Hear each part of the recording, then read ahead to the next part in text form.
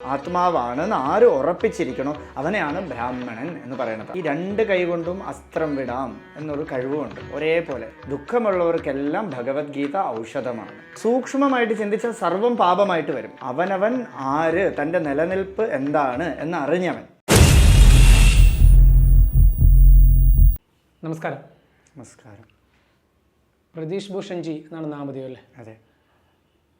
നമ്മൾ ഇന്നത്തെ ക്വസ്റ്റ്യൻ എന്ന് പറഞ്ഞിട്ട് ഭഗവത്ഗീത ഒരു മനുഷ്യൻ്റെ ജീവിതത്തിൽ എത്രമാത്രമാണ് അവരെ സ്വാധീനിക്കുന്നത്?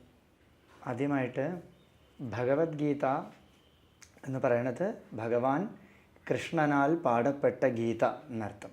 കൃഷ്ണൻ്റെ കളിക്കൂട്ടുകാരനായ അർജുനന് യുദ്ധസമയത്ത്, അതായത് വില്ലാളി വീരനാണ് അർജുനൻ, നമുക്കെല്ലാവർക്കും അറിയാം. അർജുനനൊരു പ്രത്യേകത സവ്യസജി, ഈ രണ്ട് കൈകൊണ്ടും അസ്ത്രം വിടാം എന്നൊരു കഴിവുമുണ്ട്. ഒരേപോലെ ഇപ്പം നമുക്ക് ഒരേ കൈ കൊണ്ട് ഒരു കൈ ചെയ്താൽ അതുപോലെ ഇത് ചെയ്യും. പക്ഷേ അർജുനന് രണ്ട് കൈ കൊണ്ട് രണ്ട് തരത്തിൽ അസ്ത്രം വിടാനുള്ള ശക്തിയുണ്ട്. അതിനാണ് സവ്യസജി എന്ന് പറയുന്നത്. അത്രയും ശക്തിവത്തായിട്ടുള്ള അർജുനന്, മഹാദേവൻ്റെ പാശുപതാസ്ത്രം വരെ കിട്ടിയ അർജുനന് യുദ്ധമധ്യത്തിൽ തൊട്ടടുത്ത് നിൽക്കുന്നത് തൻ്റെ സ്വജനങ്ങളാണ്, തൻ്റെ നേരെ യുദ്ധം ചെയ്യാൻ വരണത് കണ്ടപ്പോൾ ആടിപ്പോയി. ഇതുപോലെയാണ് നമ്മുടെ ജീവിതത്തിൽ ഓരോ മനുഷ്യർക്കും എപ്പോഴും ഒരു മിത്രങ്ങളുണ്ടായിരിക്കും. ഈ മിത്രം നമ്മൾ വളരെയധികം കൂടെ ഉണ്ടെങ്കിൽ സന്തോഷിക്കണം, അവർ നമ്മുടെ നേരെ തിരിയുമ്പോൾ നമ്മൾ ആടിപ്പോകും. അപ്പോൾ അങ്ങനെ നിൽക്കുന്ന സാഹചര്യം ഉള്ള ആൾക്കാർ ഒരുപാട് പേരുണ്ട്. ദുഃഖത്തിൽ പെട്ട് നിൽക്കുന്ന ആൾക്കാരുണ്ട്, ഏതെങ്കിലും ഒരു വസ്തുവിൽ അറ്റാച്ച്ഡ് ആയിപ്പോയി ദുഃഖം വരുന്ന ആൾക്കാരുണ്ട്, പലതരത്തിലുള്ള ദുഃഖമുള്ളവരുണ്ട്. ഇവർക്കെല്ലാം സ്യൂട്ടാവും ഈ ഭഗവത്ഗീത. എന്ന് വെച്ചാൽ ഭഗവാൻ അതിൽ പ്രത്യേകം 2-ാം അധ്യായത്തിൽ ഒരു ഇമ്പോസിഷൻ എഴുതുന്നത് പോലെ പറയുന്നുണ്ട്. നത്വം ശോചിതുമർഹസി, നത്വം ശോചിതുമർഹസി. നീ ശോകിക്കാൻ പാടില്ല, ശോകിക്കാൻ പാടില്ല. എങ്ങനെ ശോകിക്കാൻ പാടില്ല? സത്യത്തെ പറഞ്ഞു കൊടുത്തുകൊണ്ട്, എന്താണ് ഈ ജീവിതത്തിൻ്റെ സത്യം, ഈ ജനനത്തിൻ്റെ ഒരു ജന്മത്തിൻ്റെ സത്യം എന്താണെന്ന് പറഞ്ഞു കൊടുത്തിട്ട് ഭഗവാൻ ഇനി നീ ശോകിക്കാൻ പാടില്ല എന്ന് പറഞ്ഞു കൊടുക്കണം. ഇതാണ് ഭഗവത്ഗീത. അതുകൊണ്ട് നമുക്ക് ഓരോരുത്തർക്കും നമുക്ക് ദുഃഖമുണ്ട്. ദുഃഖമുള്ളവർക്കെല്ലാം ഭഗവത്ഗീത ഔഷധമാണ്. ഇപ്പം നമ്മളെ നിത്യജീവിതത്തിൽ നമ്മളിപ്പോൾ ജീവിക്കുന്ന സാഹചര്യം നോക്കുമ്പം മുൻജന്മ കർമ്മം അനുസരിച്ച് ഒരുപാട് പേര് ദുഃഖിക്കുന്നുണ്ട്. ചിലർ മുൻജന്മ പുണ്യം അനുസരിച്ച് ഒരുപാട് പേര് സന്തോഷിക്കുന്നുണ്ട്. ഇതിൽ എന്താണ് പാപം, എന്താണ് പുണ്യം? അതായത് ഈ കർമ്മം എന്ന് പറയുന്നത് ഒരു സർക്കിളാണ്. ഒരാളുടെ കർമ്മം അതിൻ്റെ സൂക്ഷ്മം പരിശോധിച്ച മനസ്സാണ്. ഈ മനസ്സ് അചഞ്ചലമാണ്, ചഞ്ചലമാണ്. എല്ലാവർക്കും ചലിച്ചുകൊണ്ടേയിരിക്കും, പല വിഷയത്തിൽ പോയി നിൽക്കും ഈ മനസ്സ്. അപ്പോൾ ഈ മനസ്സാണ് കർമ്മം ചെയ്യാൻ പ്രേരിപ്പിച്ചുകൊണ്ടിരിക്കുന്നത്. അപ്പോൾ ഒരു ജന്മത്തിൽ നമ്മളൊരു ജന്മം വന്നു എന്ന് വെച്ചോളൂ. ആ ജന്മത്തിൽ ഈ മനസ്സ് എന്തെങ്കിലും ഒരു കാര്യം പറയും, ആ കാര്യം അനുസരിച്ച് നമ്മൾ ചെയ്യും. ഇതൊരു കർമ്മമായി. ഇത് ചെയ്തുകൊണ്ടേയിരുന്ന ആ കർമ്മം വാസനയായി മാറും. എന്ന് വെച്ചാൽ ഒരു കർമ്മം വാസനയായി മാറും. അതായത് ഇപ്പോൾ ഒരു ഉദാഹരണം പറഞ്ഞാൽ, ഒരു റെയിൽവേ സ്റ്റേഷൻ്റെ അടുത്ത് താമസിക്കുന്ന ആൾക്ക് ട്രെയിനിൻ്റെ സൗണ്ട് കേട്ടോണ്ടേയിരിക്കും എപ്പോഴും. അവർക്ക് ഒരു സൈലൻറ്റ് പ്ലേസിൽ കൊണ്ട് നിർത്തിയാൽ ഉറക്കം വരെയില്ല. കാരണം അവർക്ക് ട്രെയിനിൻ്റെ സൗണ്ടിനെ അവർ ആശ്രയിക്കണം. അപ്പോൾ അവരൊരു സൈലൻറ്റ് പ്ലേസിൽ കൊടുത്താൽ ട്രെയിനിൻ്റെ ശബ്ദം കേൾക്കാതെ ഉറങ്ങാൻ പറ്റണില്ല എന്ന് പറയും. ഇതുപോലെ നമ്മൾ മനസ്സുകൊണ്ട് ചിന്തിക്കണതിനെ ചെയ്യാൻ നോക്കണു. ഈ ചെയ്ത്ത് നമ്മുടെ സംസ്കാരമായി മാറണു, വാസനയായി മാറണു. ഇതാണ് വീണ്ടും നമ്മളെ ജന്മം എടുപ്പിച്ചുകൊണ്ടേയിരിക്കുന്നത്. അപ്പോൾ കർമ്മം ഒരു ചക്രമാണ്. അതിങ്ങനെ കർമ്മം, വാസന, സംസ്കാരം, അതുകൊണ്ട് വീണ്ടും കർമ്മം ചെയ്യിപ്പിച്ചുകൊണ്ടേയിരിക്കും. അപ്പോൾ ഒരുത്തന് ഒരു ജീവിതം കിട്ടണത് തന്നെ മുൻജന്മത്തിൻ്റെ കർമ്മത്തിൻ്റെ ഫലമായിട്ടാണ് ജീവിതം കിട്ടുന്നത്. മുൻജന്മത്തിൽ എന്തൊക്കെ വാസനകളുണ്ടോ ആ വാസനയോടുകൂടിയാണ് ജന്മം എടുക്കുന്നത്. അതുകൊണ്ട് തന്നെ മുൻജന്മത്തിൽ സഞ്ചിതമായിട്ടുള്ള കർമ്മത്തിൻ്റെ ഫലമാണ് ഈ ജന്മത്തിൽ കിട്ടുന്നത്. അതുകൊണ്ട് പലർക്കും വ്യത്യാസ ഫലമായിരിക്കും.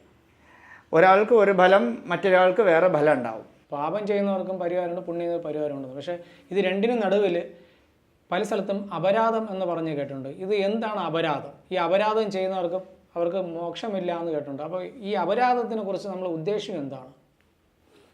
അതായത് പാപം, പുണ്യം എന്നൊരു കൺസെപ്റ്റ് നമ്മൾ വയ്ക്കുമ്പോൾ അത് ചിലപ്പോൾ മനുഷ്യരാശികൾക്ക് മാത്രം വച്ചിട്ടായിരിക്കും ചിലർ പറയണത്. ഇപ്പോൾ പാപം, പുണ്യം, ഇപ്പം നമ്മൾ നല്ല ടൈഡി ആയിരിക്കണം എന്ന് ധർമ്മം പറയണം. നമ്മളെല്ലാം ക്ലീൻ ആയിരിക്കണം, ബാത്റൂം ആയാലും എല്ലാം വൃത്തിയായിരിക്കണം എന്ന് പറയണം. പക്ഷേ നമ്മൾ വൃത്തിയാക്കുമ്പോൾ എത്ര കീടങ്ങളാണ് ഇവിടെ മരിച്ചു പോകുന്നത്, എത്ര ചെറിയ ചെറിയ ജീവികൾ മരിച്ചു പോകണു. അപ്പോൾ നമ്മൾ സൂക്ഷ്മമായിട്ട് ചിന്തിച്ചാൽ സർവ്വം പാപമായിട്ട് വരും. ഈ ധർമ്മം കൂടെ പാപം ചെയ്യാതെ പറ്റില്ല.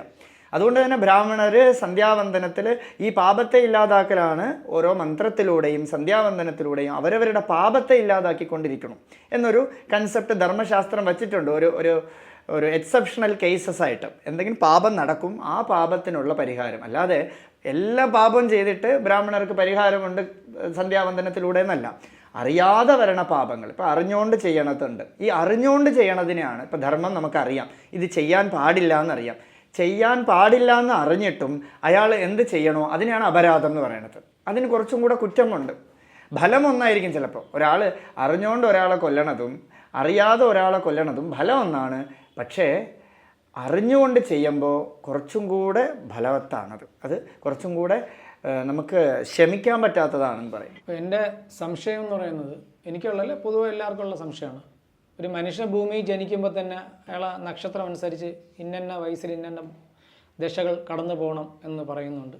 അതുപോലെ അയാൾ കടന്നു പോകുന്നുണ്ട്. ചിലർ ജനിക്കുന്ന സമയത്ത് നല്ലതാണെങ്കിൽ അവർ സന്തോഷിക്കുന്നു, ചിലർ ദുഃഖിക്കുന്നുണ്ട്. പക്ഷേ ഒരു സമൂഹത്തിൽ നമ്മൾ എടുത്തു നോക്കിയാൽ, അത് ആചാരാനുഷ്ഠാനങ്ങളോട് ജീവിക്കുന്ന ഒരു ബ്രാഹ്മണ സമുദായം നമ്പൂതിരി സമൂഹത്തിൽ എടുത്തു നോക്കിയാൽ അവരിതുപോലെ തന്നെയാണ്. അവരും ഇതുപോലെ ജനിക്കുന്ന സമയത്ത് ചിലപ്പോൾ ദോഷ സമയത്ത് ജനിക്കുന്നവരുണ്ട്, നല്ല സമയത്ത് ജനിക്കുന്നുണ്ട്. ഈ ദോഷ സമയത്ത് ജനിക്കുന്നവരെ എടുത്തു നോക്കിക്കഴിഞ്ഞാൽ സാധാരണ ജനങ്ങളെ അപേക്ഷിച്ച് അവരെ സമുദായത്തിൽ എടുത്തു നോക്കിക്കഴിഞ്ഞാൽ ദോഷ സമയത്ത് ജനിക്കുന്നവർക്ക് അവർക്ക് മറ്റുള്ളവരെ അപേക്ഷിച്ച് അത്ര ബുദ്ധിമുട്ടും കഷ്ടതകളും ഉണ്ടാകുന്നില്ല. അതിന് വേണ്ടിയിട്ട് അവർ എന്ത് പരിഹാരമാണ് അവർ ചെയ്തു കൊണ്ടുപോകുന്നത്. പലരും അത് പുറത്ത് പറയാൻ ആഗ്രഹിക്കുന്നില്ല. പക്ഷെ നമ്മൾ പുറം ലോകത്ത് പറഞ്ഞാൽ 1,00,000-ൽ ഒരാളെങ്കിലും രക്ഷപ്പെടും എന്നുള്ള ഉദ്ദേശിച്ചുകൊണ്ടാണ് ഞാൻ ഈ ചോദ്യം അങ്ങോട്ട് ചോദിക്കുന്നത്. ആദ്യം നമ്മൾ മനസ്സിലാക്കേണ്ടത്, ഒരു സമുദായത്തിനോ ഒന്നും പ്രത്യേകതയൊന്നുമില്ല. ഈ പ്രത്യേകതകളെല്ലാം അവരവരുടെ കർമ്മം കൊണ്ടാണ് പലർക്കും ഈ ഓരോ ജാതി വ്യവസ്ഥയൊക്കെ വച്ചിരിക്കുന്നത്. ഭഗവാൻ ഗീതയിലും പറയുന്നുണ്ട്, അവരവർക്ക് എന്ത് കർമ്മമാണോ ആ കർമ്മത്തിനനുസരിച്ചിട്ടുള്ള ജാതി വ്യവസ്ഥയാണ് വച്ചിരിക്കുന്നത്. പക്ഷേ ഈ 4 വർണ്ണാശ്രമത്തിലും ഇതിലൊക്കെ പെടുന്ന എന്തൊക്കെയാണോ അവർക്കെല്ലാം ഭഗവതാരാധനയാണ് ഈ ഭാരതദേശത്തിൻ്റെ പ്രാധാന്യം. ഭാരതദേശത്തിൽ ഭഗവതാരാധനയ്ക്ക് വേണ്ടിയിട്ടുള്ള ഒരു ദേശമാണ് ഭാരതം. പക്ഷെ നമ്മൾ എന്ത് ചെയ്യണം, ഈ ഭഗവതാരാധനയിൽ നിന്നും വിട്ടുപോകണം. ഓർത്തഡോക്സ് ആയിട്ടുള്ള ചില ബ്രാഹ്മണ ആചാര കുടുംബത്തിൽ മാത്രം നിത്യം അവർ പാരായണം ചെയ്യണു, ഭഗവത്ഗീത പാരായണം ചെയ്യണു, ജപം, അനുഷ്ഠാനം, ഗായത്രി ജപം ഒക്കെ ചെയ്ത് ഒരു ആചാരവത്തായിട്ടുള്ളൊരു ജീവിതം മുന്നോട്ട് നയിക്കുന്നത് കൊണ്ട് അവർക്ക് പൊതുവിൽ ദുഃഖം അതിനെയൊക്കെ ഒന്നും കാണാനോ ഒന്നും നേരമില്ല. അവർക്ക് ഇതിനെയാണ് സമയം കൂടുതൽ. പിന്നെ ഫസ്റ്റ് ഓഫ് ഓൾ ബ്രാഹ്മണൻ എന്ന വാക്കിന് ബ്രഹ്മശബ്ദം എന്തിനുപയോഗിക്കണമെന്ന് പറഞ്ഞാൽ ജ്ഞാനം എന്നർത്ഥം. ബ്രാഹ്മണത്തിന് ജ്ഞാനം എന്നാണ് അർത്ഥം. അതായത് അവനവൻ ആര്, തൻ്റെ നിലനിൽപ്പ് എന്താണ് എന്ന് അറിഞ്ഞവൻ. അപ്പോൾ ആ ഞാൻ ആര് എന്ന് അറിഞ്ഞവനെയാണ് ബ്രാഹ്മണൻ എന്ന് വിളിക്കുന്നത്, അല്ലാതെ ഒരു കുലത്തിനെ അല്ല. കുലം വൈസ് നമ്മൾ നോക്കണമെങ്കിൽ ബ്രാഹ്മണ കുലത്തിലും ഒരുപാട് ദുഃഖമുണ്ട്. എനിക്ക് ഒരുപാട് പേരെ അറിയാം. ഇനി ക്ഷത്രിയനും ശൂദ്രനുമായിട്ടുള്ള പല വർണ്ണാശ്രമത്തിലുള്ളവരെയും നമുക്കറിയാം. പക്ഷേ ചിലർ ആചാരപൂർവം ഈ ബ്രാഹ്മണ ശബ്ദത്തിന് നിത്യം അനുഷ്ഠാനം ചെയ്യണമെന്നർത്ഥമുണ്ട്. ഒരർത്ഥം നിത്യ അനുഷ്ഠാനങ്ങൾ ചെയ്യണവൻ, ഗായത്രി ജപാതി സന്ധ്യാവന്ദനങ്ങളൊക്കെ ചെയ്യണവൻ ബ്രാഹ്മണൻ. ബ്രഹ്മത്തെ അറിയണവൻ ബ്രാഹ്മണൻ. ബ്രഹ്മം എന്ന് പറഞ്ഞാൽ തൻ്റെ ഉള്ളിൽ ചഞ്ചലം അല്ലാത്ത ഒരു പൊരുളായിട്ടിരിക്കണത്, മാറാത്ത ഒരു പൊരുളായിട്ടിരിക്കണത്, ഒരിക്കലും മൃത്യു സംഭവിക്കാത്ത അമൃതസ്വരൂപമായിട്ടിരിക്കണ തൻ്റെ സ്വരൂപത്തെ അറിഞ്ഞ് അതായിട്ടിരിക്കണവരെ ബ്രാഹ്മണരെന്ന് വിളിക്കും. അവർക്ക് പ്രത്യേകിച്ച് ദുഃഖമോ സുഖമോ ഒന്നുമില്ല. ശീതോഷ്ണ സുഖദുഃഖത. ഈ സുഖം ദുഃഖമെല്ലാം ഈ മനസ്സിൻ്റെ വ്യാപാരമാണ്. സുഖം എന്ന് പറയുന്നതും മനസ്സിൻ്റെ വ്യാപാരമാണ്, ദുഃഖം എന്ന് പറയുന്നതും മനസ്സിൻ്റെ വ്യാപാരമാണ്. ഇത് രണ്ടും 2 എക്സ്ട്രീമാണ്. ഒരു പെൻഡുലത്തിൻ്റെ 2 സൈഡ് അങ്ങോട്ടും ഇങ്ങോട്ടും പോണത് പോലെ എക്സ്ട്രീമാണ്. ഇത് എപ്പോൾ സെൻറ്റേർഡ് ആവണോ അപ്പോഴാണ് പെൻഡുലം അചഞ്ചലമാവണത്. ആ സെൻറ്ററാണ് നമ്മുടെ ആത്മാ. ശരീരമല്ല, ആത്മാവാണെന്ന് ആര് ഉറപ്പിച്ചിരിക്കണോ അവനെയാണ് ബ്രാഹ്മണൻ എന്ന് പറയുന്നത്. അതുകൊണ്ട് അവർക്ക് സുഖദുഃഖങ്ങൾ ഉണ്ടെങ്കിലും ദേ വിൽ നോട്ട് എക്സ്പ്രസ്. അവർക്ക് എക്സ്പ്രസ് ചെയ്യേണ്ട ആവശ്യമില്ല. ഇതാണ് പ്രാധാന്യം. അപ്പോൾ ഇതാണ് രഹസ്യവും.